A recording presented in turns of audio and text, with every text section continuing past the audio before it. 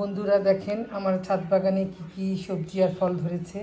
তো আজকে সকাল সকাল ঘুম থেকে উঠেই একটু ছাদ বাগানের পরিচর্যা করলাম। তো এখানে সবুজ সবুজ ধনিয়া পাতা আমি তুলে নিয়ে এসেছি।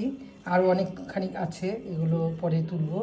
আর এখানে 5খানা টমেটো হয়েছে, একদম গাছেই পেকে গিয়েছিল, ওখান থেকে পেরে নিয়ে এসেছি। আর এই যে আমরা গাছে আমি আজকে হারভেস্ট করেছি।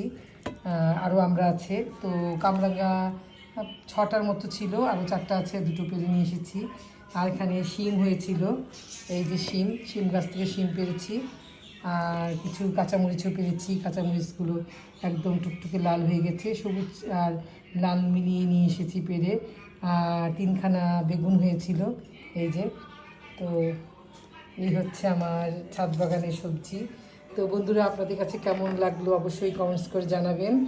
আর আমার ছাদ বাগানের জন্য আমার জন্য দোয়া করবেন, আরও যাতে নতুন নতুন সবজি আর ফুল ফল আমি ফলাতে পারি, সুন্দরভাবে বাগানটা করতে পারি, সেজন্য আমার জন্য দোয়া করবেন।